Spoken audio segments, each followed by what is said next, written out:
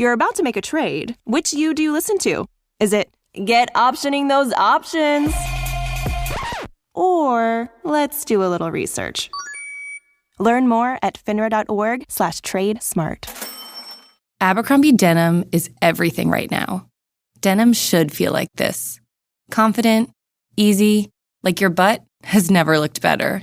If you didn't know, Abercrombie's Curve Love denim went viral in 2019 for eliminating waist gap, and it's still a game changer.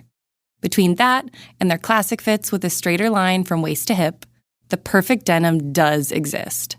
Shop Abercrombie denim in the app, online, and in store. This is Optimal Work Daily, Direct Marketing, and the Other Kind, by Seth Godin of Seths.blog. Direct marketing is outbound, measured and designed to pay for itself. So the catalog you get in the mail, or the Fuller Brush Man. The idea was to buy stamps, or some other form of contacting people, and make enough money on average to buy more stamps. Before the internet, direct marketing was on a steady growth path. The science of testing and improving offers and the industrialization of systems that lowered costs meant that more and more organizations were using direct marketing to solicit donations, get votes, and sell products and services. One of the key elements that allows direct marketing to grow so fast is that once you know how much an action is worth, a returned phone call, a door opened, an address added, you can buy it from anyone in any quantity because it pays for itself. The media works on commission for you. The internet, of course, is fueled by direct marketing thinking. What's a click worth? How much will you bid to have your ad on top? How many visits does this buy create? What's the funnel on our site and how do we make it more efficient? What's the allowable for a download? So Amazon grew largely on the basis of its affiliate program. Anyone can join, and you only get paid when someone clicks and buys. Classic direct marketing thinking. And so Google grew without a sales force, because the direct marketer doesn't wait for someone to show up and sell. Instead, the direct marketer eagerly seeks out anything that generates a click for less. This is the opposite of the other kind, which doesn't really have a name. Brand marketing, or mass marketing, or indirect marketing. The kind the guys at Mad Men do. The full-page ads in magazines. Just about all the ads on TV, sponsoring a conference.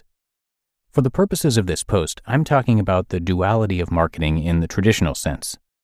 My take for the last 15 years is that marketing is merely storytelling and promise-making and keeping.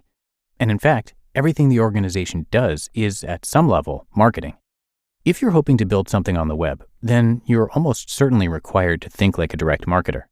That means that if you're searching for traffic or action or sales or word of mouth, you will be offered 100 ways to measure what happens. And if you improve what you're measuring, the amount you have to spend on each action goes up. And if you earn enough from each action, direct marketing becomes a profit center, not a cost. That means if you're required to sell ads or sponsorships, the easiest sales to make, and the most likely sales you will make, will be to a direct marketer. And the offer is probably similar to Amazon's original affiliate offer. We'll pay you when it works. We'll pay for a click, or we'll track how many people type in a discount code, or sometimes eager direct marketers will pay up front for an ad, but they always measure, and they don't keep running ads that don't measure up. That's at the core of direct marketing. There are costs to this shift worth thinking about. 1. While it's tempting to build an organization with direct marketing techniques, just about all the brands that matter to our culture aren't built this way. The subtle and powerful stories behind Starbucks and Apple and Harper Lee don't lend themselves to direct response ads. If you're trying to build that kind of brand, it's essential that you reject direct marketing tactics as a shortcut. They will drive you to make decisions that keep you from building the sort of promise you seek to build. And they'll end up not paying for themselves either. Whether you're a solo entrepreneur or a giant corporation, this is a trap the web sets for you. What you need to sacrifice to make the numbers work might be the very brand you seek to build. 2. Open system direct marketing, where just about anyone can carry a link or run a banner, inevitably destroys the media that gets hooked on them. If your podcast becomes dependent on getting people to visit a sponsor's site and type in the discount code, you can bet that there will be ever-increasing internal pressure to mention the code louder and more often. Not by the advertiser. He doesn't care. He'll just move on. By your partners and your boss. And so we get pop-ups and pop-unders and sneaky data tracking because people are measuring. There is an exception to this, which proves the rule. The yellow pages, where responding to the ads is the only function of the medium. Craigslist and eBay understand this. In many ways, direct marketing on the web is a self-limiting process, because the more that media companies embrace it, the worse it works. This is precisely the opposite of what happened for a generation to branded ads in Vogue and other magazines. Work too hard at getting clicks on the ads you sold, your audience leaves. Lester Wunderman, Lillian Vernon, and LL Bean built direct marketing businesses at their kitchen table, buying stamps and mailing lists and learning the hard way how to think like direct marketers. The web has turned all of us, if we want to be, into direct marketers.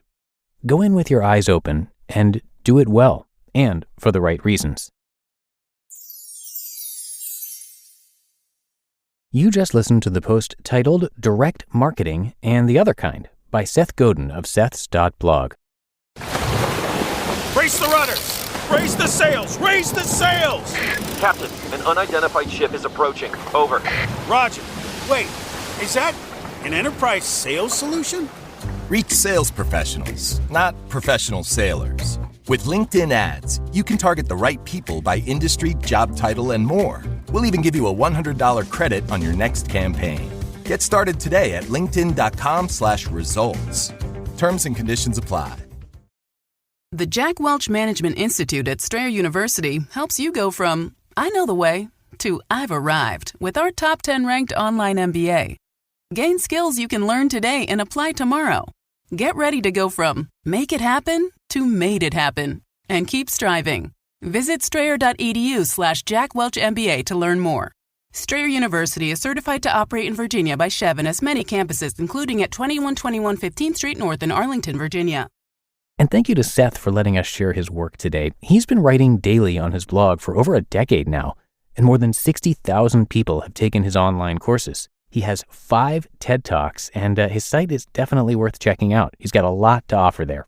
You can, of course, find his massive blog there, but also books and podcasts, speaking, and so much more right there on his site. So swing by Seths.blog to check it all out, and I have that linked in this episode's description. But that's going to do it for today. Hope you enjoyed our post from Seth, and thanks so much for being a subscriber to the show. And with that, I will see you back here tomorrow as usual, where your optimal life awaits.